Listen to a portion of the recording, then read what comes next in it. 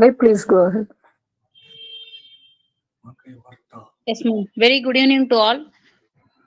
We welcome you to the Deccan Positive Mental Health webinar series. We welcome today resource person Muthaiya sir, Director of Mind Dynamic Center, Chennai, and we welcome participants and teammates on behalf of Manasa Subkara Mindcare Hyderabad in association with the Eloban Counseling Center Hyderabad, India, Forest Creative Heart Studio, Punjab. Thank you all. Over to intro section, ma'am. Thank you, ma'am, for your wonderful welcome note. Now, a short intro about Muthaiya sir. Sir has been served as the director and founder of Mind Dynamic Center, Chennai. He specializes in the field of transactional analysis, hypnosis, psychology, and neuro-linguistic program. He has been served as the president of Hypnotic Circle for Chennai for 14 years.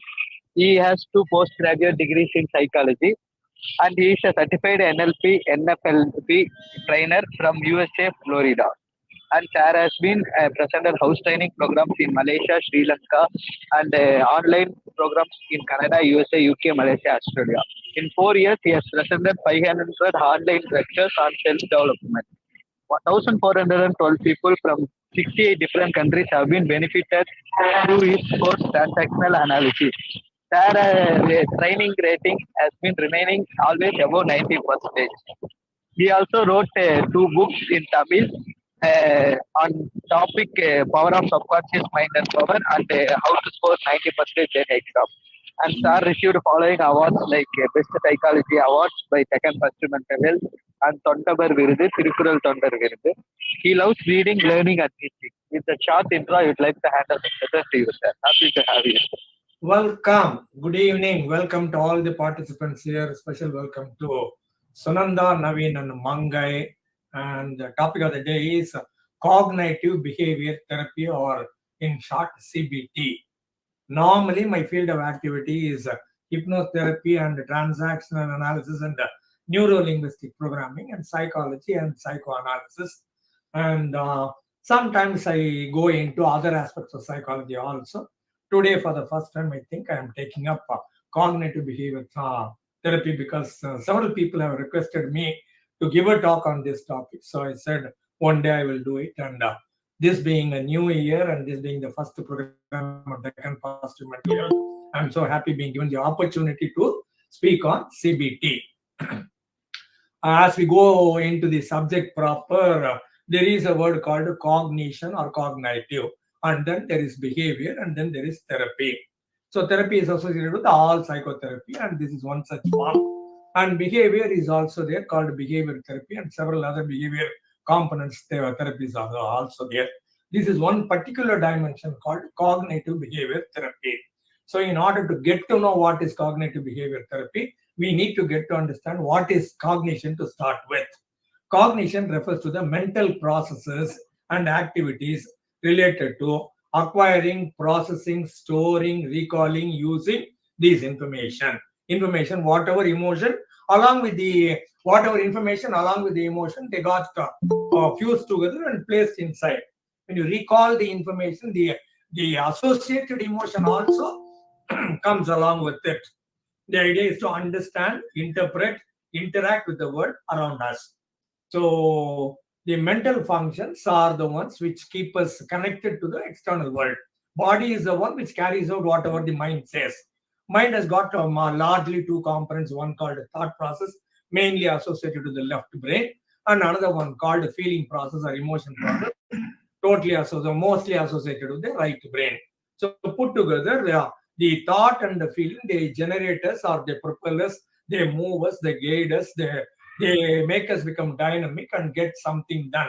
Maybe in the family, maybe in the society, maybe in the organization, maybe in the playground. But then, in order to get something done, the action or the process of getting something done or solving a problem or achieving a goal or whatever is being enabled by the process inside called thought, another one called feeling.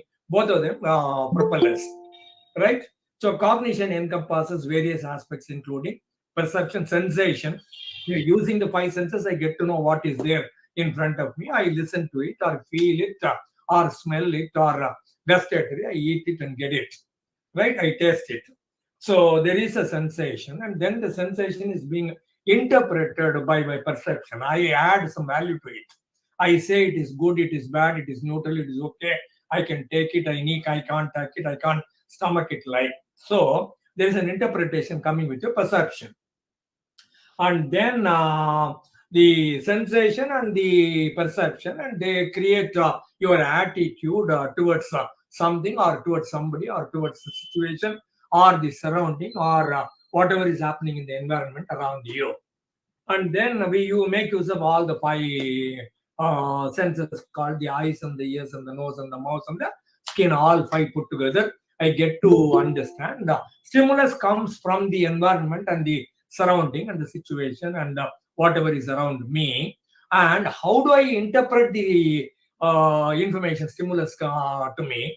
And then I respond to it either suitably or unsuitably, either okay or not okay, I do not know. But then every stimulus calls for a response, and I do respond. Sometimes I choose not to respond also. So there is a sensation, and there is a perception, and there is an attribution, and then there is an interpretation, and there is a feedback, or there is a recognition, and there is a you give an outcome to it, you respond to it, right?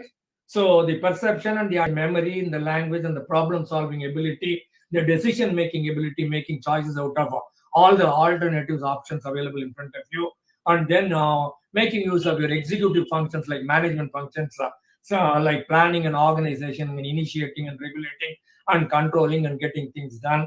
And then it's the overall everything put together, we call them as cognition. Sometimes the definition of cognition and the definition of intelligence they look like the same. Where am I and what am I doing? What is there in front of me? What is the mental block? What is the problem? What is the issue? What is going on? What is my goal? And what is the mental block or other block, external block, which do not allow me to achieve my goal? So I get to understand everything, and then based on the experience or based on my intellect, based on the already lived my life, whatever has happened in my life, the pluses and minuses and the pros and the cons and the plus and the minus and all those things put together, and then I respond to it in a particular way, either react positively or react negatively or choose to ignore or whatever. So cognition is to get to understand the given situation and how you respond to the given situation, right? So in that context, the cognition refers to the mental processes, activities related to acquiring, processing, storing, and using information. Wide range of mental functions, including perception, attention, memory, language, problem solving, decision making. And there is a cognitive psychology. It's a subfield of psychology. It focuses on studying mental processes, including perception, memory, problem solving, decision making. And then I think, I experience, I learn, I process, and then I give an output. So experimental methods are also used there. And then using cognition, there comes a cognitive psychology. And then using cognition and the behavior also connected with it. Cognition meaning your ability to understand the given situation. Added to that, there is a feeling. When the feeling and the thought come together, it becomes an emotion. All animals, all living beings have got feelings. Human beings alone have emotions, meaning that when the feeling comes to me, and at the same time my thought process also comes along with it. So when the thought process is added to the feeling process, then it becomes emotion. Only human beings have got emotion, and other living beings have got only feelings and not emotions. Right? Cognitive behavior therapy takes all these things into account, integrates cognitive and behavioral approaches to address psychological issues and problems. There is an interplay between thoughts and feelings and behaviors, and sometimes maladaptive behavior comes into play and it doesn't help, and I do not know how to manage it or how to control it or how to overcome it or how to solve it. In that context, CBT comes into play and tells you what is happening with you and what shall not happen, what needs to be happen, and how your thought process or feeling process or action process could be changed. And CBT has got some core principles like psychological. It says psychological problems are based in part on faulty thinking or unhelpful ways of thinking. Psychological problems are based in part on learned patterns of unhelpful behavior. Or to put it in other words, learned helplessness. repeatedly failing in some area, or repeatedly failing in several area, or repeatedly being not able to get what I want. Ultimately, I take a decision that no matter what I do, I will not be able to become successful because I am not made to be successful. I am designed to fail only. That becomes learned helplessness. And then people suffering from psychological problems can learn better ways to cope with them, thereby relieving their symptoms and becoming more effective in their lives. The idea is I look at a given situation, immediately I think this is a problem situation or this is a challenge, and I think I'm not capable. And the moment I thought of it, immediately all the energy disappeared, all my enthusiasm and excitement about life disappeared, and then I become immobilized. I stay put in a particular area, maybe in the sofa, maybe in the chair, and I'm not moving anywhere. I'm not getting into action at all.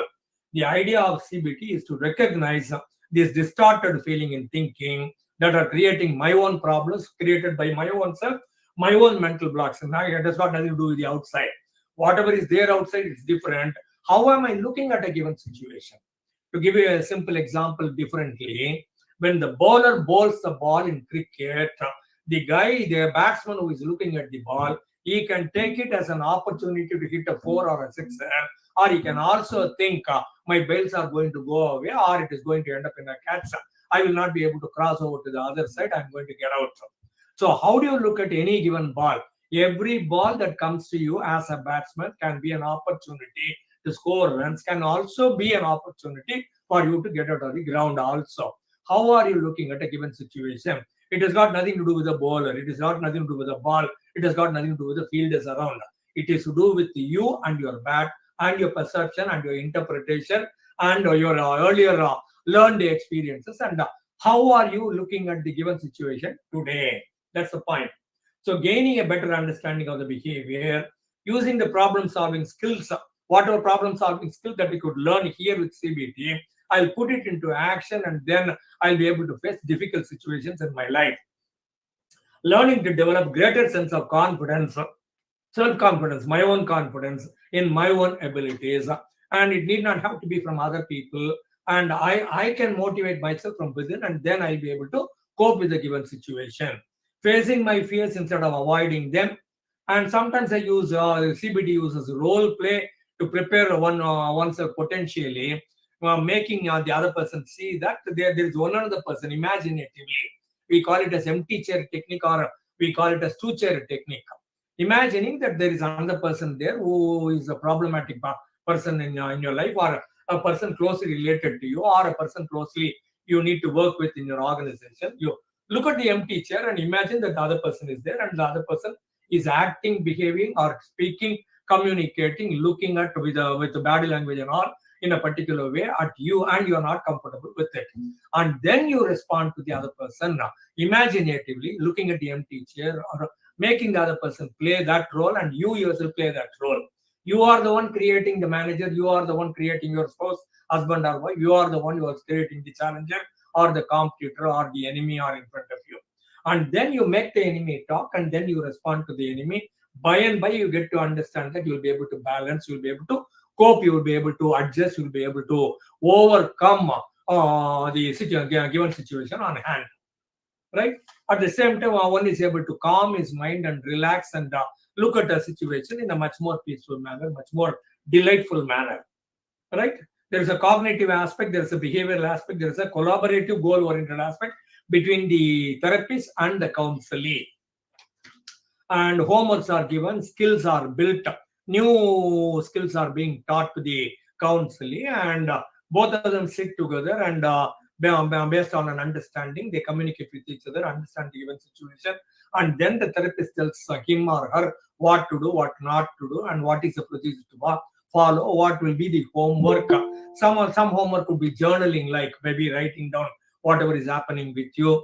When did you feel okay? When did you feel not okay? With whom you felt okay? With whom you did not feel okay? In a given situation, the organization you are all feel okay, and the family friend you are not okay. So with these friends you are okay, but in the mall or in the shopping arena you are not okay. When you're talking about politics, you are okay. When talking about film, you are not okay. So you are able to understand your own selves on a day-to-day basis, on a regular basis, on an everyday basis, and then you note them down in a notebook called journaling. That way you are able to understand what creates more problems, or which kind of situation, or which kind of people give you those irritations, or rather which kind of people with whom I get irritated. They are not irritating me, I am the one who is doing it. I am the source of it all, that they are not the source. So where you are comfortable, where you are not comfortable, where it becomes easy, where it becomes uneasy, like. And then we build some skills and homework given meaning. Slowly, gradually, day by day, desensitization will happen, or an exposure will happen, and then the responses are monitored, and then the responses are you are given a feedback on the responses that you have exhibited or responded orally, or through your body language. And then the CBT is more focused on problem situation, and it has got a limited time to play, and within the time, maybe 30 days, maybe 2 months, maybe 10 sessions or 20 sessions or 30 sessions, we arrive at the destination or the conclusion or the solution, whatever we want, the denouement. So ultimately the problem gets solved, and now I am able to face the given situation, or be comfortable with the given situation, right? And it become the new behavior gets integrated into my life, and I will not be, it will not relapse, or I will not revert back, or I will not go back to my original ways. That is being ensured. There will be a follow-up session and all those things guaranteed. So the situations, the thoughts, the emotions, the physical feelings, and what actions that I need to do, all these things are taken into account. Both the people sit together and then come to an understanding, and the therapist says this is what you do, and the counselor says this I will do, and then after some time, maybe after 3 days, maybe after a week, the counselor comes back and gives a report. This I did, this I did not do, this I found difficult, this was comfortable, and this I have crossed over, and no more an issue. And then I am willing to take up some more assignments, or some more projects, or some more homework, or some more higher level, advanced level strategies, right? So CBT is pragmatic, being practical and applicable, and it has got a highly structured design, and it is focused on the current problem, and there is a collaborative effort between the therapist and the counselor and the counselee.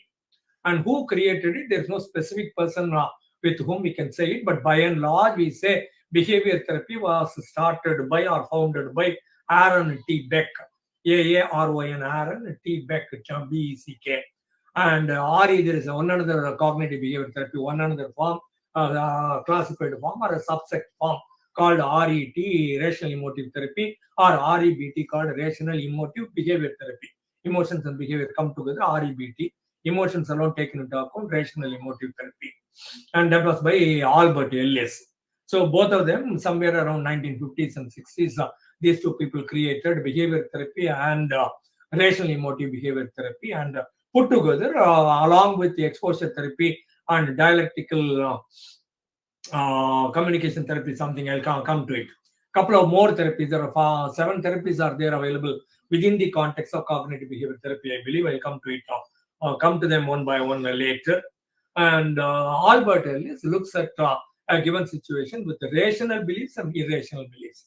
He says in any given situation, you can think rationally, or you can also think irrationally. Whoever thinks irrationally is thinking in that particular way simply because of his learned experience and earlier whatever has happened in his life, and he has made some decisions, he has come to some conclusions. With the result, he is thinking irrationally. Now that we need to make him understand, your thinking pattern is not rational, it is irrational, it is not applicable, it is not helping you to grow or to develop or progress in your life. It is coming as a mental block or a block in front of you, or an obstacle in front of you. In that context, when you change your irrational belief into rational belief, then you'll be able to make a progress in your life. You'll come to grips with your life at all. I'll give you more details as I come to REBT a little later, right? And then there's a conscious exploration. Behavioral techniques are applied, and the practical strategies are given to the counselee. And by and large, we get to understand that CBT is oriented with the conscious mind, விழிப்பு உணர்வு நிலை, meaning what is consciously in front of me, my thought pattern, or where I am looking, where I am perceiving, where I am attending, where I am there in the grounding, my behavior, my action, and my thought process. That's all. So I am in the present. I am looking at the given situation with total awareness mindfully. So in that context, I think I am not okay, or the situation is not okay, or people are not okay, or the task in front of me, the assignment or the project in front of me is not okay. I personally myself am not okay. So it has got nothing to do with the subconscious mind or the unconscious mind at all.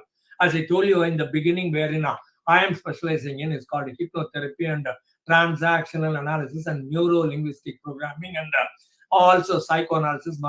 As I might have told you several times here, Dr. Sigmund Freud is my hero, number one hero in my life. So psychoanalysis, they are all totally to do with your unconscious mind or the subconscious mind.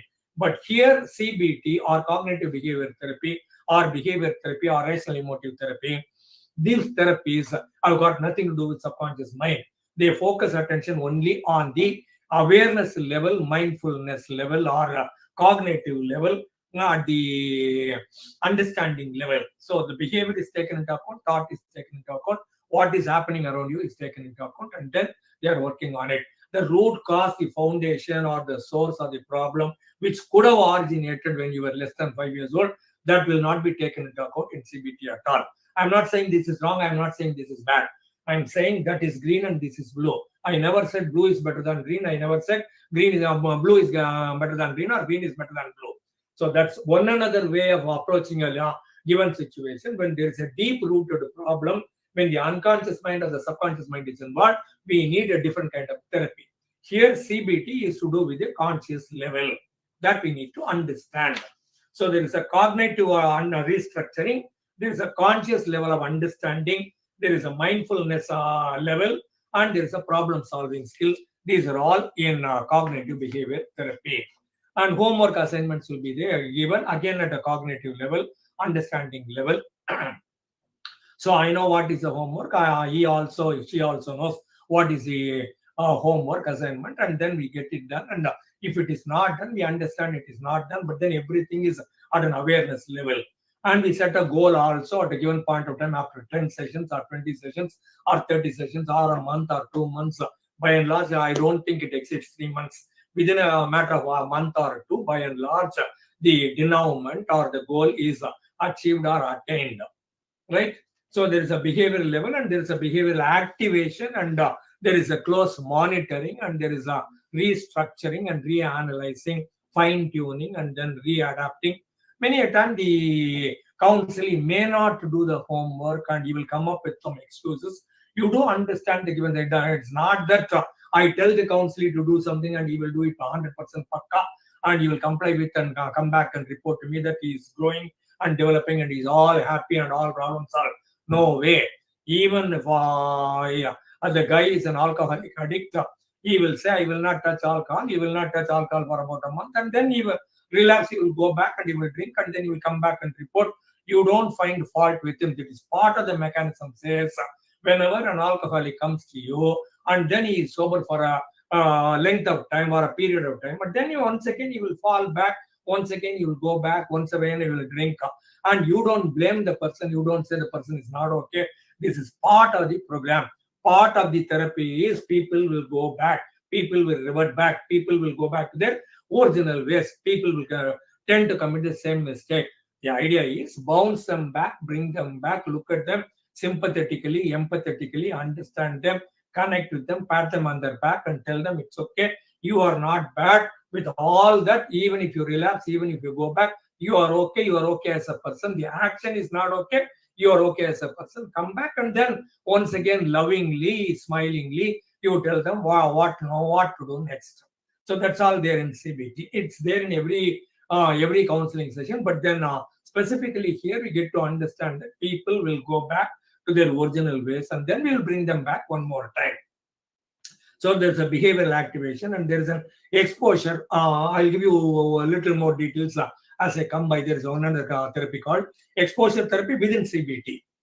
And another one is mindfulness and relaxation techniques, wherein the guy is, the person or the counselor is totally relaxed and comfortable, and is receptive, and his suggestible level is at a higher point of time. At the peak level, he is given some positive suggestions and he is receptive to the suggestion, or he is suggestible at that point of time. You tell him what to do and he brings it, takes it in, and then with deep breathing and progressive muscle relaxation, sometimes with normal self-hypnosis. I'm not going into hypnotherapy. Normal hypnosis, he can be taken to an altered state of consciousness and his mind could be programmed. And problem solving skills will be taught or identified and agreed upon, and then it will be taught to him, and he will get to understand, and then he will start applying them. And then by step by step, smaller, he will start improving upon himself, and then he will say, okay, go ahead. So problem solving skills will be given. Activity will be scheduled. So the first 10 days, this will be the activity, and then the next 10 days or next month, like in between the sessions, homework will be given, activities will be given, and he'll be doing journaling, or he'll be understanding himself. He will catch himself in the act of going away or getting angry or committing the same thing that he was originally committing, and then he will understand, and then he will revert, and then he will change, and then he will progress.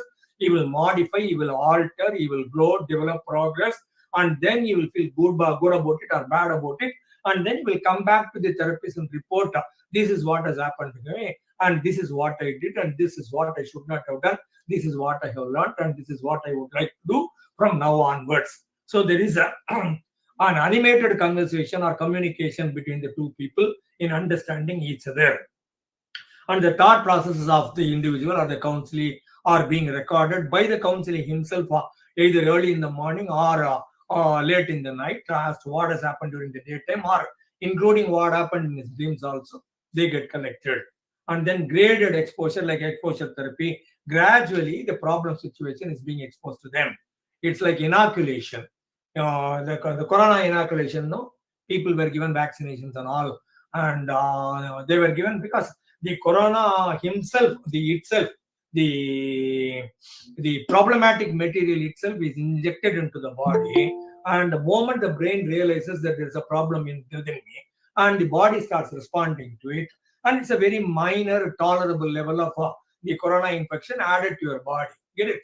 Similarly, all inoculations are only poisons, a tiny little bit of level of poisons injected into your body, and realizing that it is not okay, it's a foreign body, and I need to fight it, and your body responds to it, and it develops white blood cells and T4 cells and whatever. And then the next time when they come up, these people are already prepared, already well designed. They will hit back, and then they will overpower, and they will keep you healthy. Similarly, graded exposure, gradually a problem situation is being exposed to you, and by when they are at a little level, if they say on a scale of 1 to 10, my problem level is to start with a 10 now. The therapist will give me the problem at a level 1, and then level 2 and level 3, and he knows that if it is too much, he will revert back to 2 and then come back to 3 like. So gradual exposure will be given, and I'll give you details as I come by. And steps will be taken to prevent relapse, and if the relapse comes, it's okay. If it recurs, it's okay. And positive activity planning will also be taught by the counselor, saying that added to that, not only a problem situation, we will also teach you how to remain positive, how to be active, how to feel energetic, how to look at a given situation optimistically, such that you'll be able to look at it positively or look at it neutrally, rather than running away from it, rather than getting anxiety about it, rather than being stressful about it. So all these things go together, right? And where is it applicable? Where does CBT work? Anger problems, anxiety and panic attacks, bipolar disorder, depression, drug and alcohol issues, and eating problems, OCD, obsessive compulsive disorder, and phobias and post-traumatic stress disorder, psychosis, schizophrenia, and self-harm, sleep problems, and depression and panic attacks and personality disorders, and sometimes added to that chronic pain illnesses and divorce and breakups and griefs and losses and insomnia, low self-esteem, relationship issues, and anxiety disorder, mood disorder, eating disorder, sleep disorder, stress-related disorder, substance use disorder, personality disorder, psychotic disorder, somatoform disorder, so many other disorders are also there. So by and large, CBT is known to be very effective, right? And then coming over, I'll give you a little bit on mm, supposing a 10 years old boy or a girl is afraid of dogs, and the baby or the child or the kid, 10 years old boy or the girl, need not have to be afraid of dogs. So we need to train them. How do we go about?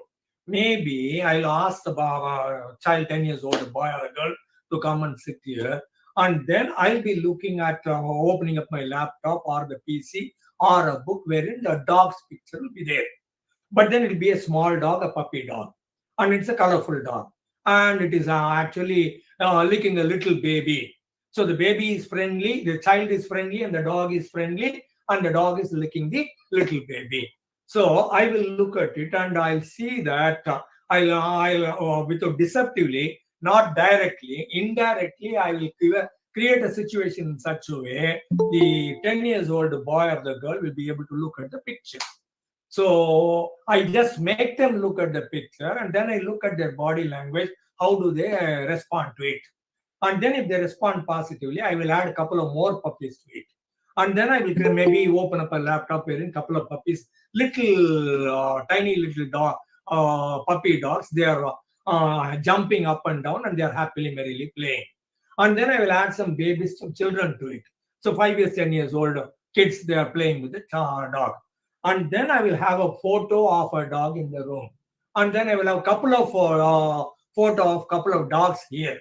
And then I'll be here with the baby carrying the child, and I will hold my hand on the shoulder of the boy or the girl, and then look through the window wherein a child will be a man will be taking a dog along, and then there'll be a child playing along with the dog over there. And then I will take the 10 years old boy or the girl to the platform or the road. And then the other side of the road, there's somebody taking a dog along. And then I will take the child over to the beach wherein I get to see, we can get to see several children and several dogs playing with each other in the sand dunes. And then there is a beach over there and the calm, beautiful atmosphere. In that atmosphere, the children are playing with the dogs. And then I will make the child come closer, and I will take the child close to the dog, and the dog will be there, and the child will be about 10 feet away from the dog. And then maybe a couple of days later, I will go along, and the child will be touching a dog, and then I will move from this boy or the girl and go over, and then I will touch the dog. And then nothing happens, and the dog is happily playing along with me, wagging the tails and all. Gradually, I will hold the child in one hand, I will pat the dog with the other hand. And then I will ask the child to come closer, look at the dog nearby. And then I will touch the dog, allow the other child also to touch the dog, or a couple of more children also to touch the dog at the same time, and nothing happened. And then I will make the child sit in front, and dogs will be coming around. And then I will happily make the child pat the dog, or hold the dog, or ask the dog to shake hand and touch and pat and all those things. So gradually, over a period of time, 2 months or so, step by step, maybe in about 30 steps, I'll make the child come to understand that the dog is not a dangerous animal. It was a learned behavior. The child need not be afraid of a dog, but then the dog barks and the child is uncomfortable. Some of the child learned that the dog is bad and I am uncomfortable with it. The dog could hurt me. I make the child relearn or unlearn the earlier experiences, and then I will coach positively that the dog is okay, nothing wrong with it. People are playing with it. You can also be with it. So anytime the child has got a problem, I will withdraw back, and then I will take one more step back, and then I will make the child comfortable here, and then bring the child back to the next step. So over a period of 10 sessions or 20 sessions or 30 sessions, the child will not be afraid of the dog anymore. Gradual exposure, right? One other exposure is called flooding.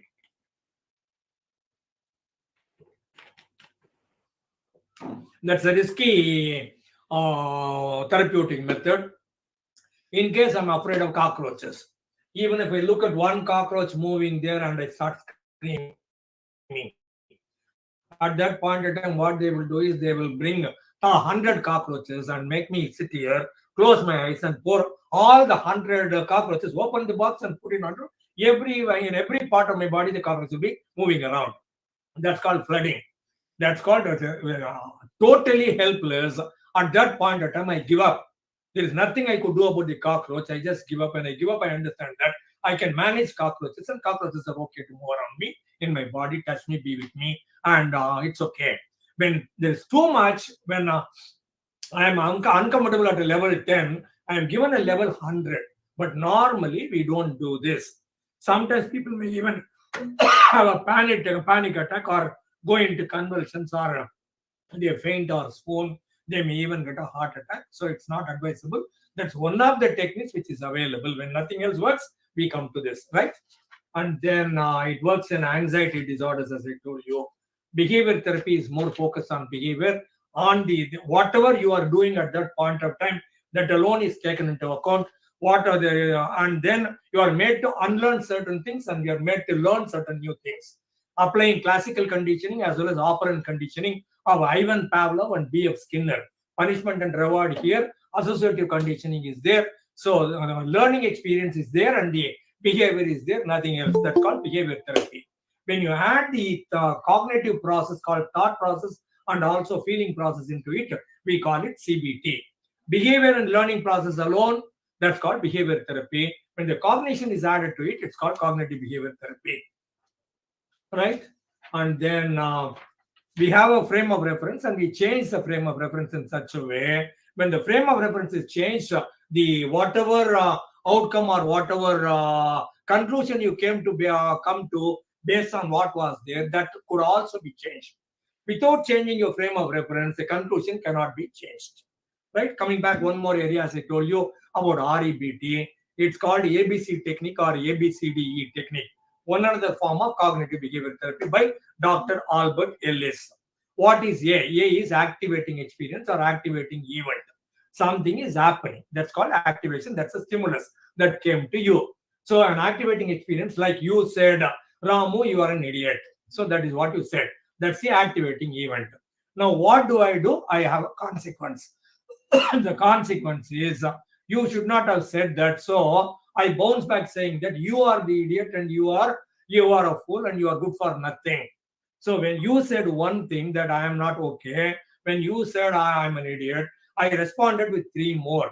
And then people ask me, why did you say 3 more epithets to the other person? I say, if he said I am an idiot, should I not say that? Do you think I'm a machine? Do you think I'm a robot? I'm a human being. I have feelings. He has hurt my feelings. He should not have said what he said. So A created a consequence, right? And you think it is logical, and you think it's absolutely correct, 100%, because nothing else could be done. If somebody calls you an idiot, you got to call him a fool only, no. So that's how we justify, that's how we reason out, that's how we rationalize.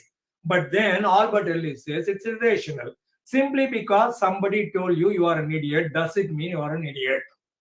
Haven't you had hundreds and thousands of experiences which said you are intelligent, you are good, you are all right, you are okay, you can handle given situations? Simply because one single person said only one time, does it mean he is right and you are wrong, and your entire life history is wrong, and he is right and you are really an idiot, and you need to respond to it? So what created the problem is, what created the consequence is not the activating event, not what the other person said. It is your interpretation, your perception saying that he should not have said that, she should not have said that, she should not have said that to me, she should not have said that to me in front of all the other people, she should not have said that to me in front of all the other people, especially in the running train, especially in the college, especially in the office, especially in front of my bosses. So all these things are your belief system. So A did not trigger the C, activating event did not create the consequence. Your belief system that it should not have happened, that is what is causing the problem here. So A has got nothing to do with the C. C came by simply because of your B. B is an interpretation of your A. So now what do we do? I have a belief system here which says the other person is wrong, right? That's a given situation. Now what do we do with ABCDE or relational emotive behavior therapy? Now we bring in D. What is D? D could be distorting it, disputing it, destructing it, denying it. You said I am an idiot, I am denying it. I am destructing it. I am putting it in the dustbin. I am disputing it. I am distorting it. I am saying, no, I am not an idiot. I am intelligent. So now that I have distorted it, now that I have disputed it, now that I have destructed it, now that I have denied it, now I am okay with myself. Now what do I get? I have got a different kind of an emotion which says, I am okay. It's positive emotion. It's called E. So there is an A activating experience creating a consequence. Normally, people are stuck with the A leading to C. C is there inevitable simply because the A got triggered, simply because the other person said it, simply because boss said it, simply because it happened in the road, simply because the other driver was cutting across, simply because anything, everything, what not. Hundreds of things can happen as an activating experience in your life, activating event in your life. So, though they did not create the consequence, your thought process, your feeling process, which said it should not have happened, it is a belief system which created the problem. B led to C and not A led to B or C. And then what you did was actively you disputed it, destroyed it. Now, when that got destroyed, the belief system got destroyed. Now there is an activating event, and the consequence changes into emotional consequence, a new consequence, and the new consequence is E. So ABCDE principle says, no matter what happens, how are you going to interpret it? How are you going to analyze it? How are you going to respond to it? What could be the outcome? So ABCDE principle tells you that it is okay. Whatever he said, that is his perception. He has got a problem. I don't have any problem at all. I am comfortable with my life the way I am. I will continue to go on. That's what you say, right? Ultimately, in the last session of CBT, what do is we review the progress, we evaluate the goal, we discuss the learnings, whatever, when we discuss the new learnings with the counselee, and we would like to prevent the relapse of the given situation. If in case it relapses, what we will do, we will discuss that. And we integrate the new skills and the new learnings into our life. We give a feedback to each other. We evaluate the given situation today, the way in which he entered or the counselor entered my office, and now after about 10 sessions or 20 sessions or 30 sessions, how does the counselor feel? And then any unfinished business is there, and we also look into them, and then we express gratitude to each other, having given me the opportunity to help you, and then he being helped by CBT, and then we discuss about the future support and the feedback, and then we set future goals also. And then as a closure ritual, the money, whatever the financial dealing that needs to be concluded, that's concluded. We shake hands, we pat each other on the back and say that nice meeting with you. And then we smile and we exchange greetings, and we schedule a follow-up if need be, and then we part, meaning the problem is solved. It may not recur, it may not relapse, it may not come back. If it comes back, I'm there to follow up. I'll then take help out. This is how CBT works. I'm done. Thank you, sir. As usual, it was mesmerizing session. Yeah, friends, you can interact with sir.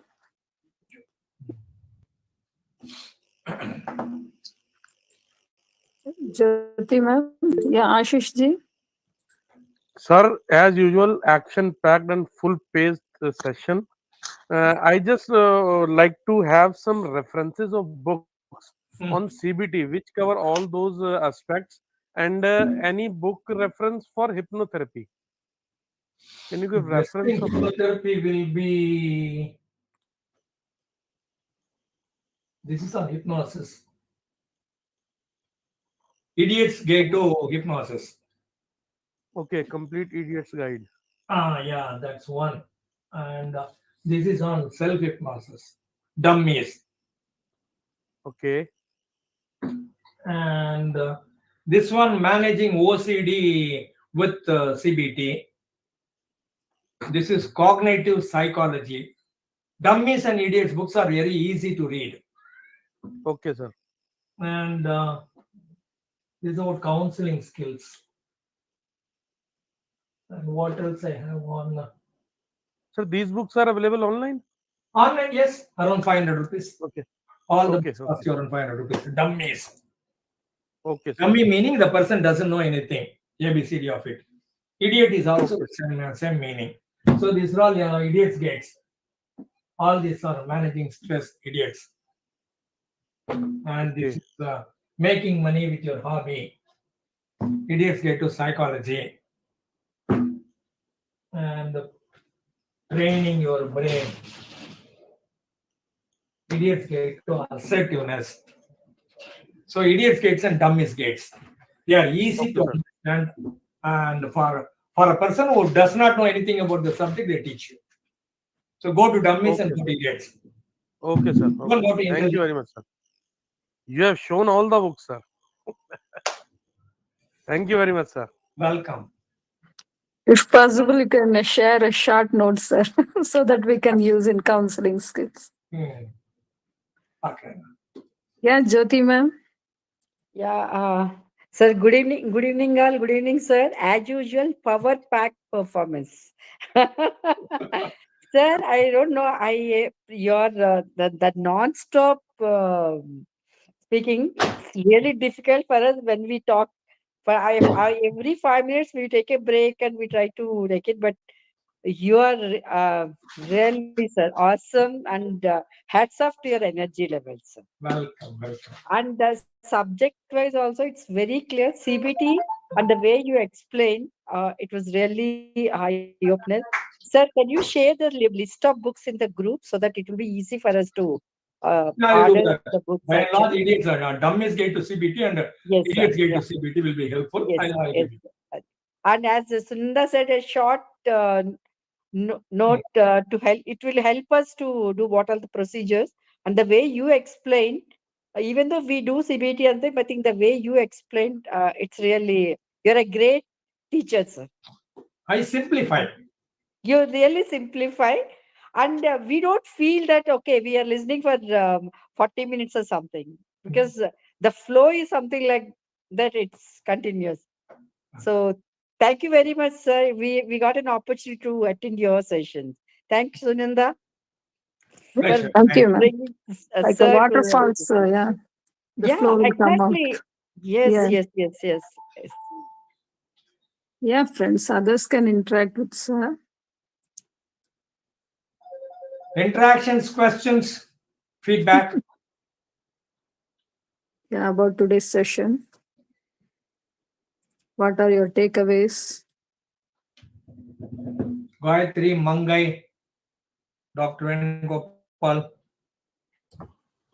Awesome session, sir. As usual, we don't find any doubts also.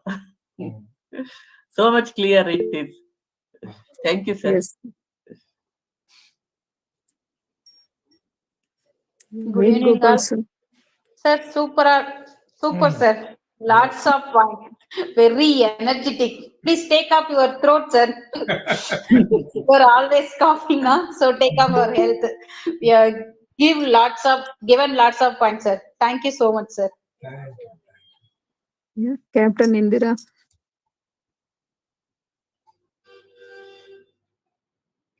Good evening, sir. Wonderful session, sir, as usual. And CBT made so simple and so easy, as it cannot be compiled in an hour, and you have made it so easy and so easy to understand. And the way that you have given the example of that small child, it felt like it has become the child will start playing now. And beautifully explained, sir. And all other things also, like no comparison. Thank you, sir. Thank you so much. And Yeah, thank you, Indra. Vilyaram. Yeah, friends, others can interact with sir. If you have any doubt, or I can give today's. Let. Yeah, I think no other doubts, sir. You want to say anything, Sunanda? Nothing, sir. Crystal clear. Good evening, sir. I have a small doubt. Yes, Josh. I just want to know what's the thin line difference between feelings and emotions? All living beings have got feelings. Even the plants have got feelings. Get it? So when you add a thought to it, when the feeling comes along with it, if you can add a thought to it, then the feeling becomes a higher level of feeling, which is called as emotion. Only human beings can immediately add thought to it. Okay. Other So living you beings, I throw a stone at a dog, the dog has got nothing else to do except to feel bad. But then somebody does that, and then maybe I can add some thought to it. Some children playing, maybe throwing a ball at me, and then I say, it's okay, I throw the ball back at them. So I respond differently. I have a choice, I have an option. How did the option or the choice came by? Simply because I added a thought to my feeling. okay. So you mean to say when it comes to animals, there is no thought going on there? It's only The just a animal will feeling? not be able to bring in thought immediately and analyze. Okay. You Dog mean has to got a say, feeling. sir? Dog has got a feeling. Every living being has got a feeling. They love, they compete, they are jealous, they are envious, and they fight among each other, and they feel angry, and they feel hurt, they feel bad. All these things happen. Get it? With all animals, all these things happen. Normally, I tell people that all the feelings that you and I feel have been already felt by dinosaurs 65 million years back. Mhm. There's no new feeling that you can feel that which the dinosaur did not feel. Feelings are the same. By and by, as we evolved, we became emotional. The idea is not feeling intelligence. The idea is emotional intelligence. Okay. All right. Thank you so much, sir. Thank you. It's my interpretation. Okay, sir. Taken. Hello, sir. Vaanga Gayatri. Yes. Sir, regarding the feelings and emotions, just my thought. When we recognize feelings with some, we identify like anger.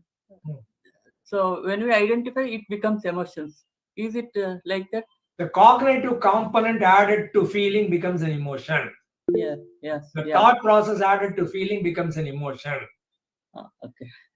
So in a Okay. fit of anger, what happens is somebody said you are an idiot. I immediately picked up a knife and cut his throat. Okay. Meaning no thought process at all, only feeling there. Okay. Raw animal feeling. Okay. And then I end up in jail for the next 15 years, 20 years. And then in the jail, I regret I should have waited a little bit. I should have thought about it. I should have thought about consequences. Okay. Had I been emotionally intelligent, I would have added thought immediately and I would have responded differently. Okay. I would not have cut his throat. Okay. Almost all the people who are in the jail, they had only feeling, they did not have emotion. Okay. Okay. Thank you, sir. Yeah, wonderful explanation, sir. Thank you, Josna, for asking this question. Thank you, ma'am. Where is them? Plus one. Yeah. Others? I think no doubt, sir. We can conclude today's session. We are expecting more sessions from you this year, sir. Will do. As usual, yeah, we thank you, friends from Deccan Positive Mental Health and Yellow Pond Counseling Center, International Center from Madurai, and Forest Creative Arts from Punjab. We thank each and everyone, those who are attended today. Yeah, thank you, Mutaya, sir. Welcome. Thank Bye, you, Sumanta friends. madam, for arranging such. Thank you, sir.